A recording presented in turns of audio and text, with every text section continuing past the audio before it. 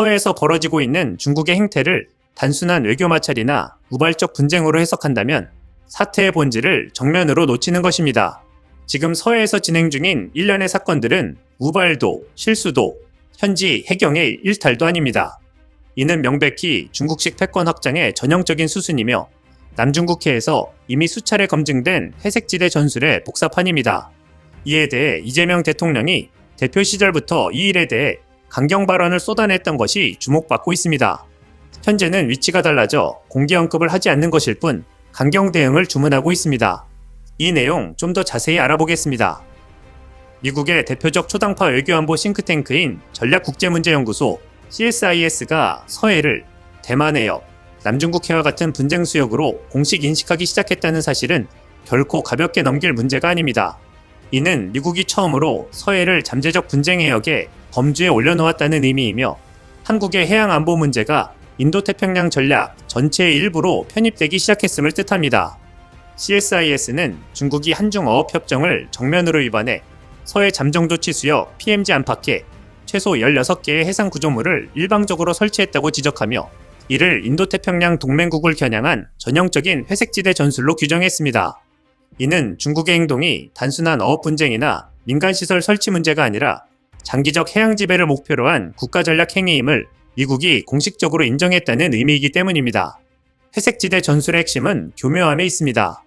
남중국해에서 중국은 민간시설과 어업 보호를 앞세워 암초를 점령했고 국제사회가 이를 분쟁으로 인식했을 때 그곳은 이미 군사기지로 변해 있었습니다. 이 과정에서 중국이 반복한 언어는 언제나 같았습니다. 민간, 자위, 역사적 권리였습니다.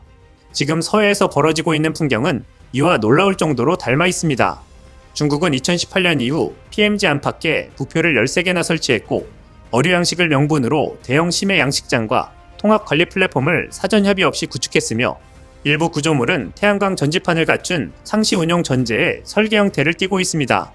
이는 임시시설이라는 중국의 주장과 정면으로 배치되는 명백한 물증입니다. 더 심각한 문제는 그 다음 단계입니다.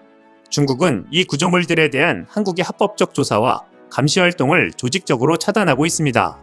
2020년 이후 한국이 중국의 행위를 조사하려 한 135건 중 27건이 중국 해양경비대에 의해 저지됐고 조사선 온누리호는 해경함정과 고무보트, 심지어 흉기를 든 인원에 의해 직접적인 위협을 받았습니다.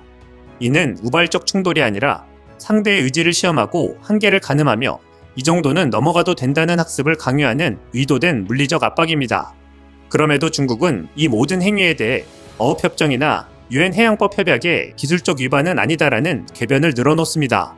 남중국해에서도 중국은 같은 논리를 폈고 국제상설 중재재판소에서 명백한 패소 판결을 받았습니다.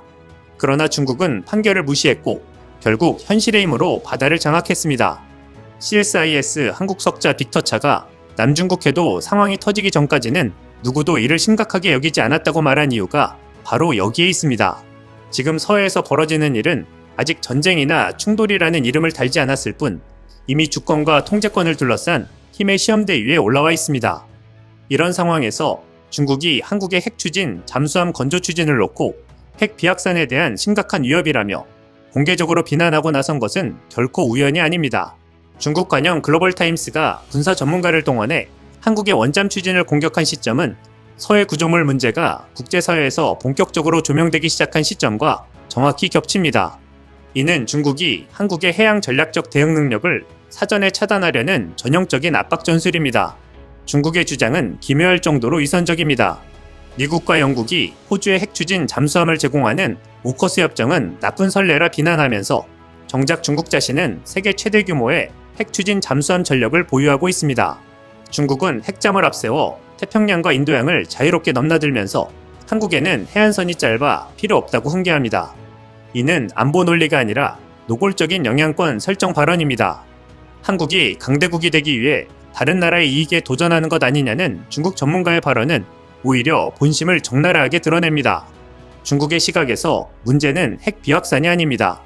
문제는 한국이 더 이상 중국이 설정한 전략적 한계를 넘어서려 한다는 점입니다.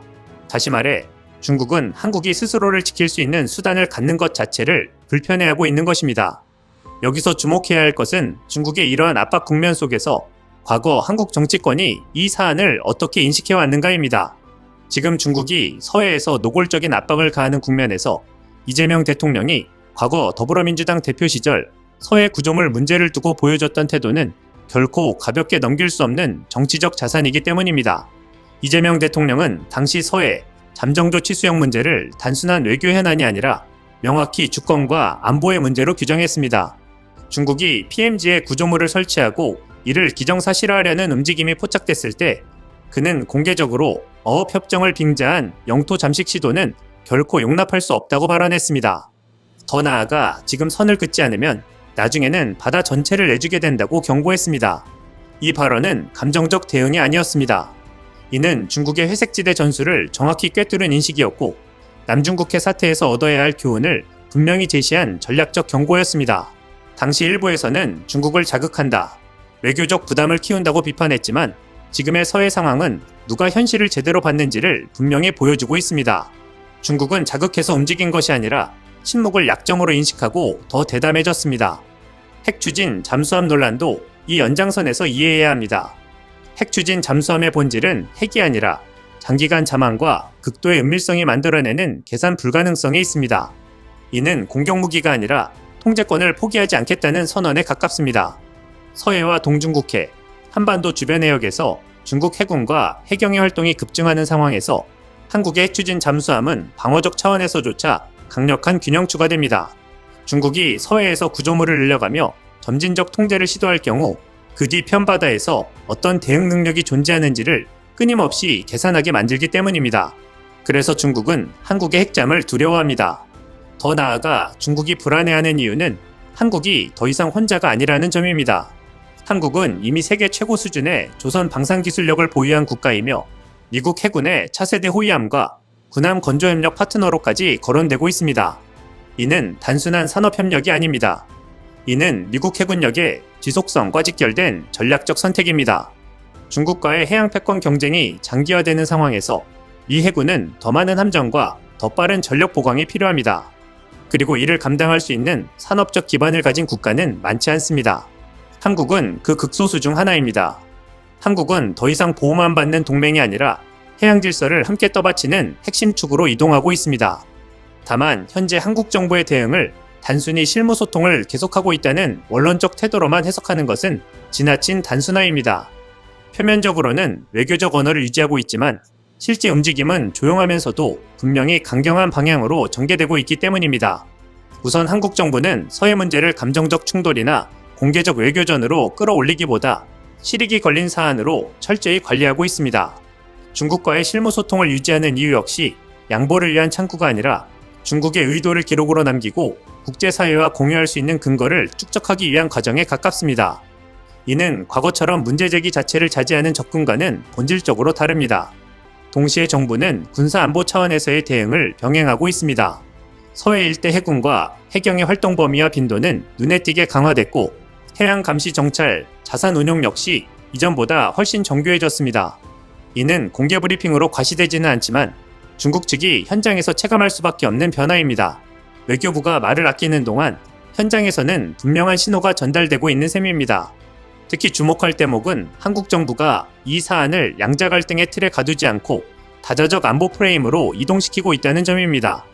미국과의 전략소통, 인도태평양 해양질서 논의, 항행의 자유원칙에 대한 공조가 동시에 진행되고 있는 것은 우연이 아닙니다. 이는 중국이 가장 경계하는 방식의 압박이며 공개적 성명보다 훨씬 실질적인 부담을 줍니다. 이런 흐름을 종합하면 한국 정부는 손을 놓고 있거나 우왕좌왕하고 있는 것이 아니라 불필요한 소음은 줄이고 실질적 지렛대는 차분히 쌓아가는 전략을 택하고 있다고 보는 편이 더 현실적입니다. 중국을 상대로 공개적 언쟁을 벌이지 않는다고 해서 대응이 없는 것은 아닙니다. 오히려 지금의 접근은 중국이 확전 명분을 잡지 못하게 하면서도 서해에서의 일방적 기정사실화를 차단하기 위한 계산된 움직임에 가깝습니다. 결국 중요한 것은 말의 수위가 아니라 상대의 행동을 바꾸는 힘이 축적되고 있는가입니다. 그리고 현재 한국 정부의 대응은 조용하지만 분명히 그 방향으로 진행되고 있습니다. 지금 필요한 것은 사실을 드러내고 규범에 기대며 원칙을 지키는 일입니다. 중국이 서해에 설치한 구조물의 좌표와 성격을 투명하게 공개하고 이를 국제사회가 판단할 수 있도록 만드는 것은 도발이 아니라 책임입니다. 지금 이 시점에서 필요한 것은 큰 소리가 아니라 분명한 선입니다. 그 선을 지금 그을 것인지 아니면 나중에 후회하며 되짚을 것인지는 우리의 선택에 달려 있습니다. 중국아, 좋은 말로 할 때 싹 치워라. 이상 시온TV였습니다.